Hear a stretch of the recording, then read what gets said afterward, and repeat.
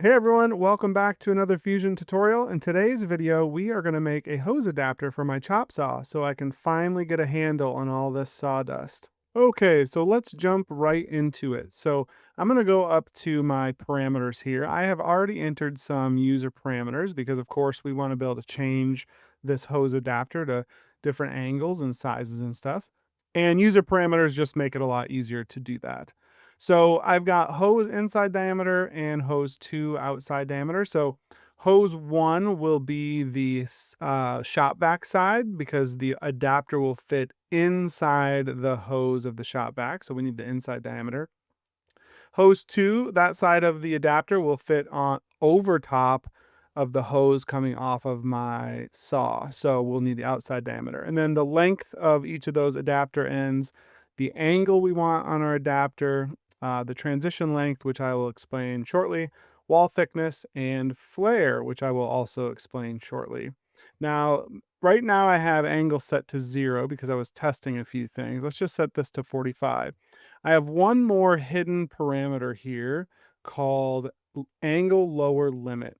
And basically this is setting a lower limit of the angle, and this is what will drive the model. So the user of this file will type in the angle they want, and then the model will compare their angle input to 0.01 degrees and always pick the larger of the two.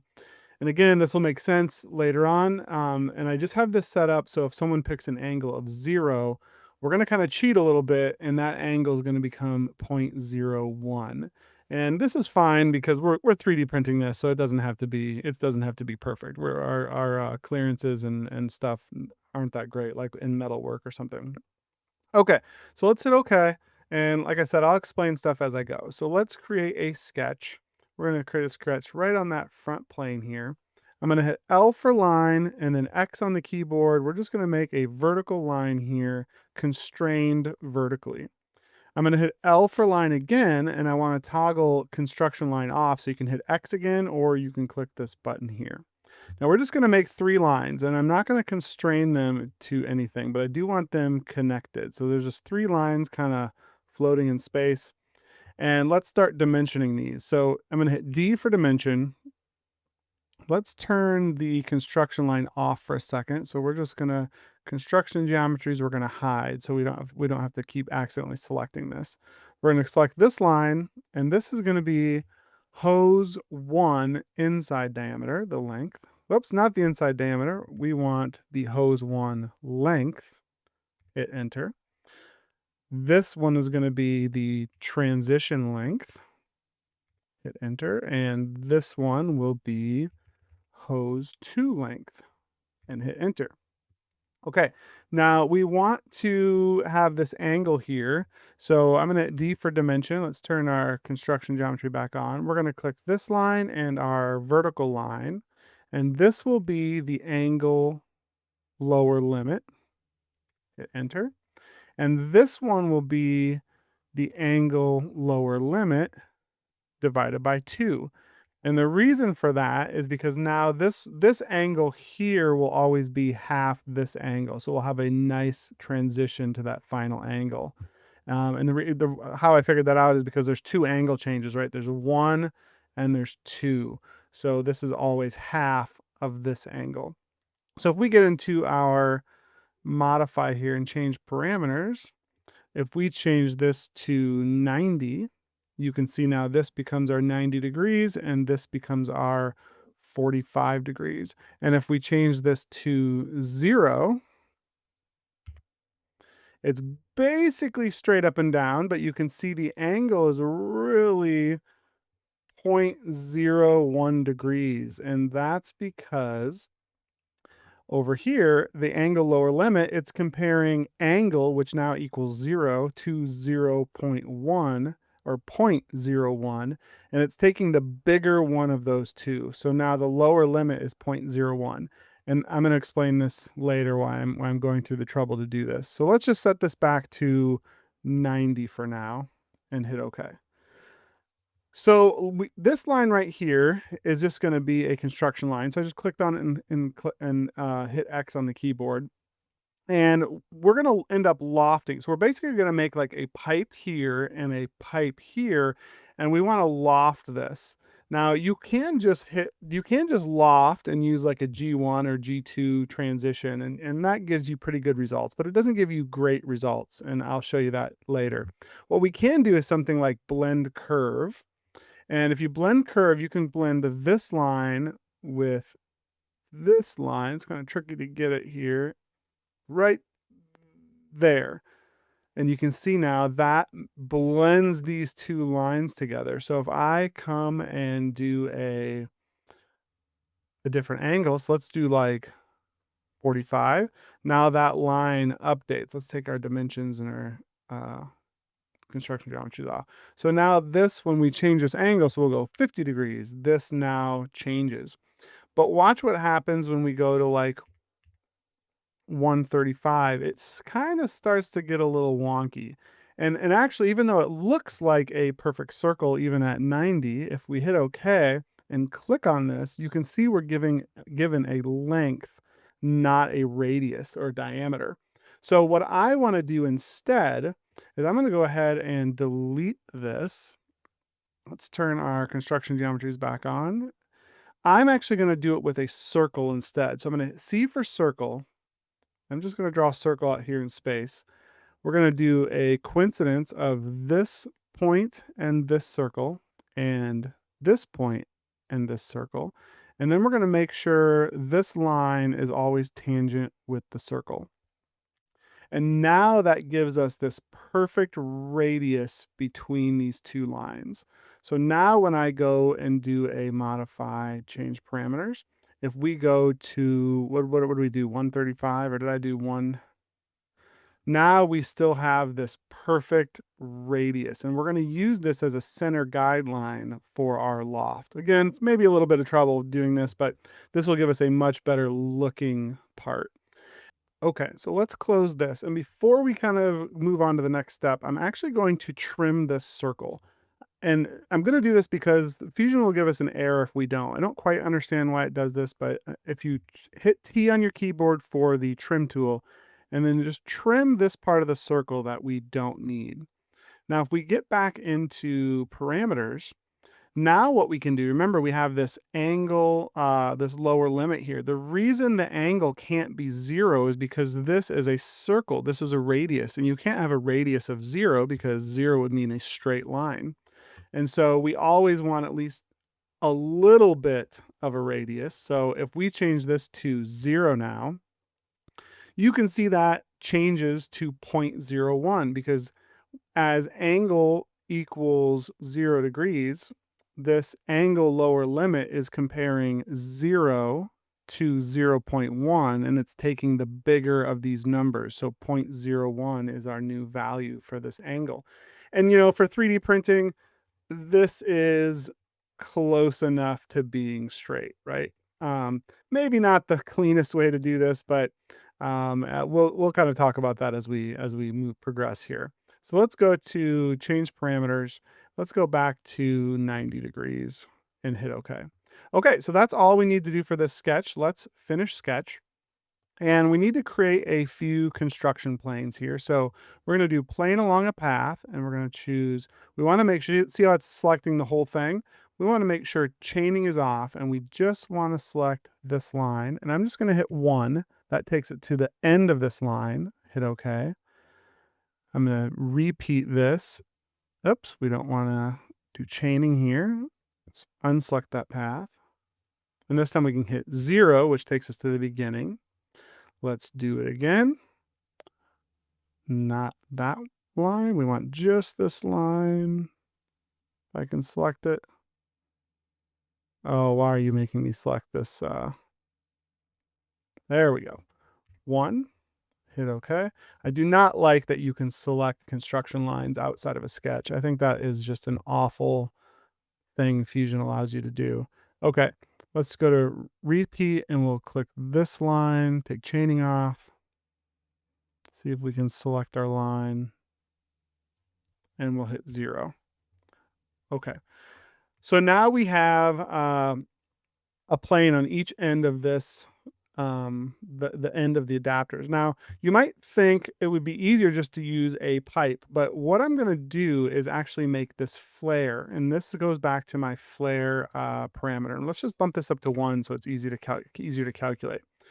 Now, remember, hose diameter 1 is the inside diameter of the shop vac hose, because this adapter is going to fit inside of that hose, which means at the beginning of the adapter, I want it to be a little smaller than the inside diameter of that hose, and then a little larger here. And that way that creates a really tight fit onto that hose. And it's the opposite on this side. We needed the outside diameter for the chop saw side, because that hose coming off the chop saw is going to fit on the inside diameter of this adapter. So it needs to be larger here and then smaller. I hope this will make sense as I go. So that flare is going to let us control that taper. So let's go ahead and draw a sketch. So we're going to draw a sketch right on that plane we made. We're going to hit C for circle, and let's do hose 1 inside diameter, and we're going to subtract flare and hit enter. So now we're at 51. Remember, my hose diameter is 52, so we're 1 millimeter smaller. That's the flare. I'm going to finish sketch. Let's create another sketch here. This will be another circle, but it'll be hose inside diameter, and we're going to add the flare and hit enter. So now this circle is a little bigger. It's at 53, so it's 1 millimeter above that 52. And now we can loft these. So create loft, and we're just going to simply loft these and hit OK. You see how that tapers from smaller to bigger, because as that hose from the shop vac fits over this, it's going to get tighter and tighter and tighter. And remember, we're going to be shelling this out to be kind of like a hollow pipe. So this side gets a little bit more complicated, because we are only worried about the outside surface for this side of the adapter, but we have to have the inside surface for this. So we're going to have to kind of calculate the wall thickness too. So let's create a sketch here. So let's C for circle. And this one's going to be hose outside diameter. And I'm going to actually move my mouse, which kind of creates a bunch of problems. Let's do some parentheses. So hose outside diameter plus the flare. And then we're also going to add 2 times the wall thickness. And then hit enter.